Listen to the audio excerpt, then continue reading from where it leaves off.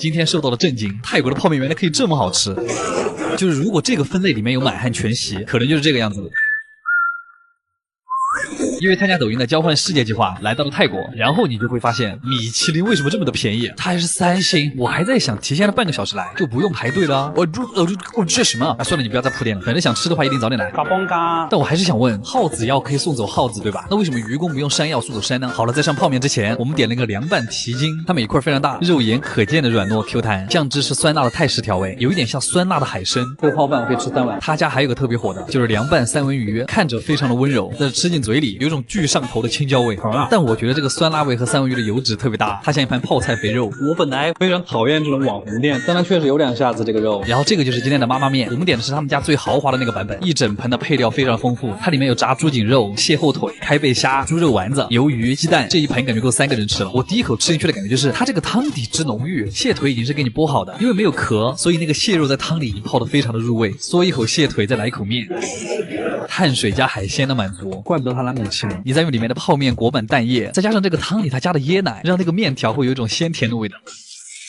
这一整盆都会有一种顺滑的感觉。老坛酸菜面冬阴功版，泡在汤里的脆皮五花肉，吃进去感觉味蕾得到了升华，就像是烤鸭配剁椒酱，厚厚的脆壳包裹着肥瘦相间的炸猪肉，再浸上酸辣的冬阴功汤，体验感拉满。等你把生鸡蛋液搅匀到汤底之后，泡面会更加的挂味儿，甚至会有一种糊糊的感觉，有一点像火鸡面的那个口感。它这个肉丸子是实肉，没加淀粉的全肉会特别的吸汤，感觉夏天来一碗这样的泡面真的很爽，有一种刚做完桑拿的感觉。解渴并不需要水，也可以是酸辣汤，难怪开了50年都没倒闭。阿基推荐指数9.5分，真好吃。哎，请问谁会吃什么地中海料理啊？10分钟前的我如是说道，然而谁知道瞬间打脸。这种阿拉伯菜真的是越吃越上头，所以我们要带着探秘的心情啊，来看一下这种异域料理到底好不好吃。然后我的心中有个疑问，就是什么才算地中海料理？然后从还没进这家店开始，这气氛就已经有那味儿了，感觉随时都有可能站出来几个阿拉伯人开始跳舞。然后点菜就花了我们很长时间。然后第一个上了一个不知道是茶还是汤的东西，于是我抱着喝毒药的心情尝试了一口，它是很甜的花香。接着我们的第一盘就是主菜，好像是一道阿拉伯名菜，其实就是3坨酱泥蘸面包片，你可以站着吃，也可以像我一样全部挖上去一口吃。第一个就像孜然玉米土豆泥的味道，口感特别的细腻。然后这个看上去应该是麻辣味的吧，这个有点像番茄烤鱼味。最后这个还有点神奇，是蒜蓉石榴味，我只能说这是无法描述的咸甜口味。然后又是一道很奇怪的菜，里边包的其实是肉末跟炒饭，感觉又长见识了。这道没吃过的菜。这个菜吃起来很像是羊肉炒饭，但它香料更多，就是味道更丰富。然后下一道菜是一盘类似茄饼的东西，里面加的是肉末和煮软的土豆片，吃起来特别的软，甚至还有点辣，但里面全都是一抿就烂的状态，这个还挺好吃。接下来上了一碗羊奶汤，奶香芝士汤，但是里面又有一种辣辣的味道，今天真的是把爷吃懵了。然后是一盘很好看的烤三文鱼，上面好像是一些土豆丝儿，但这道菜最经典的其实是它下面那个橙色的酱料，配上那一圈坚果和蔓越莓，那个味道非常特别，它就像是陈皮加肉酱混在一块的感觉，还有一点番茄的味道。这道菜的精华就是这个蘸酱。然后上了一盘香肠，这个香肠端上来的时候还在疯狂的冒油，而且它的肠衣特别的薄，吃起来就是外脆里嫩，下面的酱泥也要蘸一点。然后又是一道特别硬的菜，紫阳的羊排。这个菜怎么说呢？那个肉惊奇的嫩，羊肉味比较弱，反而是很蔬菜的味道，好吃。虽然我已经有点饱了，但我们还有一份主菜，咖喱炖牛肉，名字是我乱取了哈。这几坨牛肉已经被炖得很烂了，还是特别的软。阿拉伯人牙齿是不是不太好了？然后最后的甜品果然不出意料，羊奶冰淇淋，奶味特别重，然后下面是一层曲奇一样的东西，是香醇的味道。哇，今天也算是第一次认识的地中海料理，感觉主菜部分特别好。阿基推荐指数可以给9分，非常好。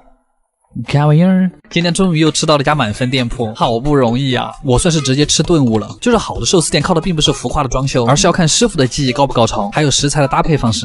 今天不是崴了，今天是纯寿司。这家店现在在日本的100家名店里面直接冲到了前10名，所以才引起了我的注意。而且它还不是米其林，我就更好奇了，来细细看吧。しました。しました。失礼します。后边年迈的那位是今天的主厨，旁边这位就是他徒弟。我看他就在旁边疯狂的开生蚝。今天的第一道前菜是3个小菜，看到这个毛豆我还是有点疑惑，这就是普通的毛豆。然后这个小菜我很喜欢，就是腌制的鱼肉上面配了一坨梅子酱。就是梅子味道的腌鱼，特别爽口。接下来的刺身还挺有仪式感，就是师傅切好了之后会一片片放在你面前。第一个是鲷鱼卷的什么什么草，草本味很重，吃起来很清新，翅背就很有嚼劲了。我称它为荤海带，你们懂那个口感吧？脆嫩脆嫩的。然后这个应该是青花鱼，它的做法很不一样，很浓的烟熏味，就像那个干木柴烧起来的味道，搭配着一点小葱，特别香。然后是老朋友茶碗蒸蛋，料都是藏在下面的，是扇贝肉和鸡腿肉，老朋友还是这么好吃。然后接下来上了一份我巨吃不来的菜，生的生蚝。不过还好的是它没有很腥，但我就想问，你们喜欢吃生的生蚝吗？我反正有点吃力。就是生蚝的味道。幸好下一道菜是个熟菜，煮的金目雕和一些蔬菜，看到金目雕像看到了救星。这种小鲜笋也很好吃。吃完这个就正式进入我们的寿司环节了。这种看着自己的寿司一个个做出来的感觉还真不一样。第一个我以为它是某种鲷鱼，然而它并不是，因为这个寿司油巨多，甚至还有点和牛的味道，脂肪好多啊。此个奥托罗でございます。奥托罗就是金枪鱼脸上最肥的那个部位，它真的很肥美，但是一点都不油腻，而且师傅还在上面刷了一层甜酱，所以那个金枪鱼脂肪的味道就变得更加的鲜美了。接下来这个是柠檬章鱼寿司，章鱼本身是没什么味道的，但把它烤了之后再配上一点柠檬，口感真的提升了很多。然后这个青花鱼还很惊喜，它上面有一层果冻，那个是无花果口味的，又吃到了清奇的搭配。接下来就是海胆寿司了，第一个是蟹肉海胆寿司，长得就非常的好看，感觉蟹肉好多呀。海胆也是刚才才掏出来的，你吃的时候还得用手把它推进去。然后这个是海胆卷，虽然其实并不用一口吃，但我就是想体验一下海胆充满整个口腔的感觉，过瘾。接下来是金枪鱼的秋托罗，没有刚才的奥托罗那么肥美，但是口感更好。这个好像是烤某种贝类，吃起来微微泛甜，好吃。最后又给我们上了一份厚蛋烧和一份金枪鱼刺身，哇，这两个吃完就已经饱了。然而没想到的是，压轴还来了一份烤鲍鱼，甜品的话是抹茶和巧克力大福。这家店我还能说什么？就推荐指数10分，就是不同，卡玩意儿。今天这个街直接把我逛成穷包，我就告诉你们，在日本逛动漫街是没有不花钱的哈，这简直不要太好买。好了，再我垃圾，买。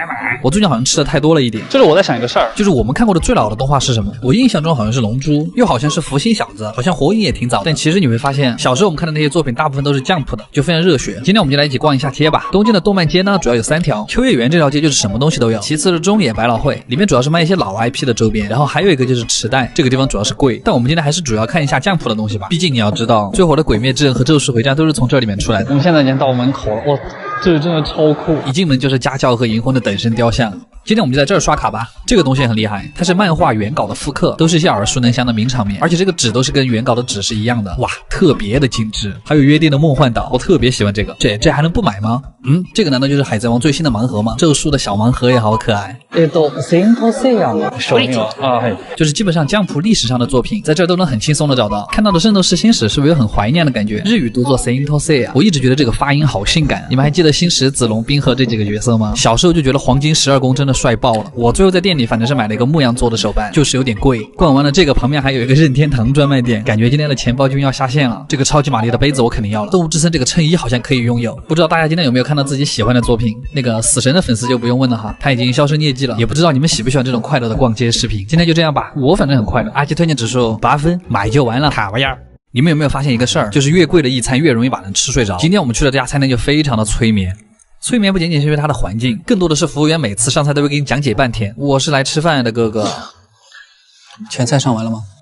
又到了吃一餐的日子。すみません。予約したの量です。3人で。这种餐厅一般是先在网上预约好了餐品之后再过来，而且菜基本上没得选。我点的这个是红茶哈，不要误会。第一道菜我们给它取名叫绿色心情好了。这个像抹茶团子一样的东西其实是菠菜泥，非常的无语。一勺菜，我只能说液体蔬菜，快乐的崇拜。不过还好这个汤特别的惊艳，它是北海道鹿肉汤，特别的咸的。第二个菜是牛舌，但它的下面铺的是鹅肝酱和山药，而且牛舌用的是靠近喉咙的那部分舌头，就是吃起来不腻，还比较爽口。基本上是生的。这个菜牛逼。然后在上下一道前菜之前，上了2个面包，很硬很干，像我前段时间的脸一样。说回下一道菜，它是一块金目雕，但这个应该不是烤的，也不是煎的，因为它下面的肉还看得到血丝，它能保证下面鲜嫩的同时，表面是很脆的。